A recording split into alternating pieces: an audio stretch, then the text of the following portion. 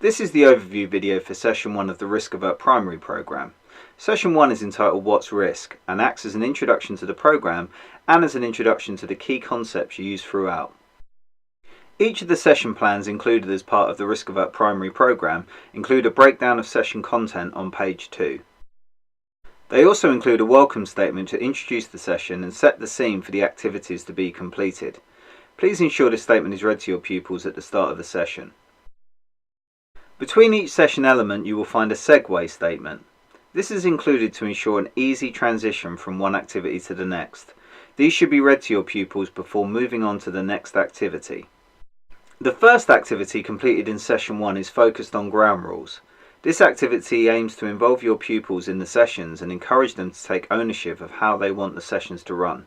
It also provides an early opportunity for whole class discussion. We believe that the setting of ground rules is really important for any group work with children of any age, as it provides an opportunity to gain insight into the beliefs and values of your pupils and encourages them to take ownership of acceptable behaviour. To begin the activity, read this statement to your pupils to introduce it. Some key points to run the activity are included here. It's important that everyone contributes to the activity and that the rules they decide are realistic. You should record these on a flip chart or large piece of paper rather than the whiteboard. This is so they can be easily available in every session for young people to see. Make sure that once the list is completed, your pupils agree that these are fair rules and make an agreement to stick to them.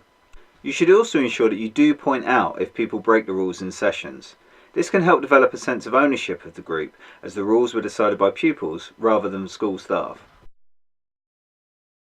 We now have another segue statement to take us into the first activity of the session.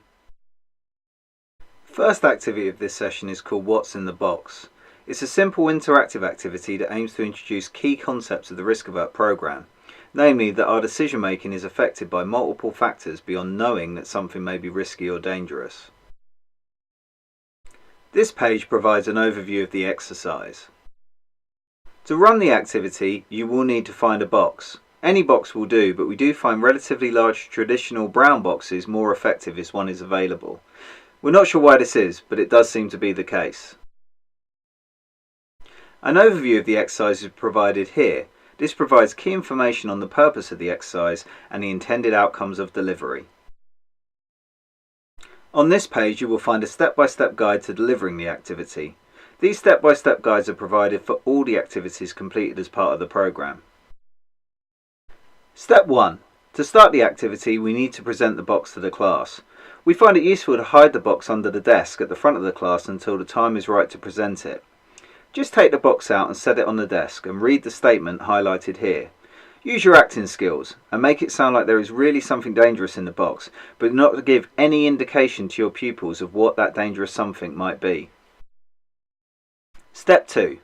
This provides some initial discussion points to use with your pupils.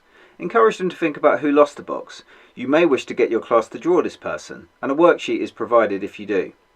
Also get them to think about what they were going to do with what was in the box. This will also give you some insight into the views, attitudes and opinions of your pupils, as different pupils will obviously have very different ideas about what is dangerous and who may have been involved in losing the box. Step 3. After these discussions we come to the fun bit of the exercise. We now want to encourage pupils to actually come up and open the box. This is a key element of the activity and is explained further on the following pages. From our experience, lots of hands will go up wanting to be the one who gets to open the box. The important thing to remember, however, is we're not actually going to let the children open the box. Step 4. We're now going to discuss with your pupils how even when they were told there was something dangerous in the box, some of them wanted to open it anyway. A statement is included at this step to facilitate discussion around this. We need to encourage pupils to identify that other factors meant that even though they were told it was dangerous, they still wanted to do it anyway. In this case, there were positive factors related to being in school and with adults they trust. They know you wouldn't really bring in something dangerous. This identification of additional factors beyond knowledge which influence our decision making is an important concept that we will return to later in this activity. Step 5. This provides some additional statements to encourage discussion amongst your pupils about what factors influence their decision making. We also need to start encouraging your pupils to think about the things outside of the classroom which may influence decision making. These may not always be positive as they were on this activity. This is explained on the next page. Supporting information is included on this page. This provides further prompts and background to help with the running of this activity. It's really important that you cover and discuss how this same process of additional factors which influence our decision making also occurs outside the classroom and may not always be positive. This final discussion point is highlighted here. Ensure you close the activity by discussing with your pupils those additional factors which may negatively impact on their decision making outside of school. Finally, this page is included which gives an overview of how the exercise can be adapted to discuss specific topics. We now have a segue statement which reinforces the learning from the previous activity and introduces the next. Ensure this is read to your pupils. We're now going to use some of the data that was collected from your pupils when they completed the online survey before the programme. Specifically, we're going to look at the personal information question that your school chose and the answers your pupils gave. This activity will further consolidate learning related to additional factors beyond knowledge which influence our decision making. This page provides an overview and supporting information on this activity. You should ensure you read this page fully before completing the activity with your pupils. It explains how we expect to see a discrepancy between those who answered that they know about staying safe online and that they shouldn't give out personal information, and those who did give out the personal information when prompted using the question you chose. This page provides the step-by-step guide to completing the activity. Step 1. To begin the activity, we need to read the following statements to your pupils. These statements provide all of the required discussion points for this activity.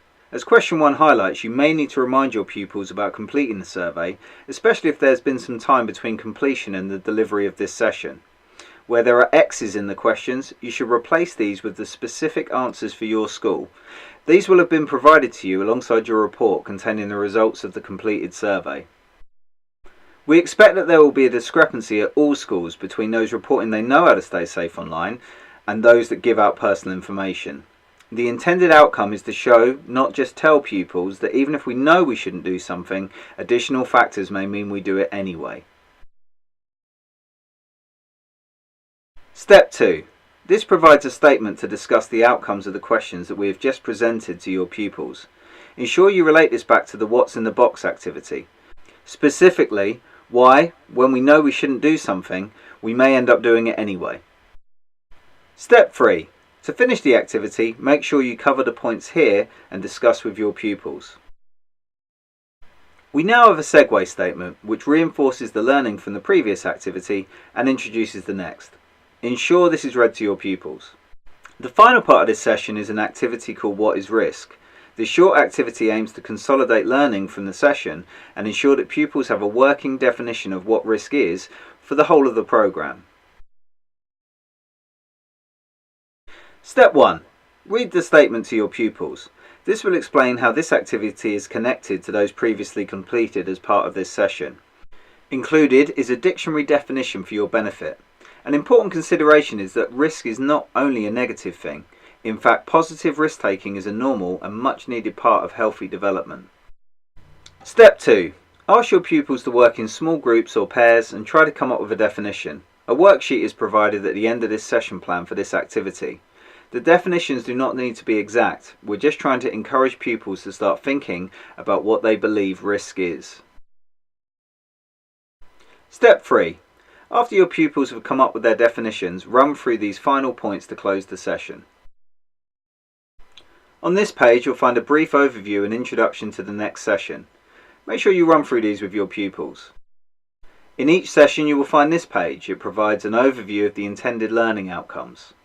Please use this to track progress and learning amongst your pupils. For each session, worksheets are provided to support delivery of the included activities. If you do ask your pupils to draw who they think lost the box from the earlier exercise, this worksheet is provided to support this.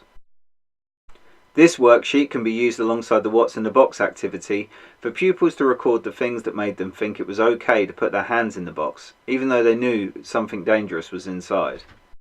This worksheet can be used to help pupils think about the additional factors that may influence any of our decisions. It can include peers, family, beliefs, celebrities, etc. This final worksheet can be used to support the What is Risk activity. That brings us to the end of this session overview video. We hope this provides a useful guide to completing this session.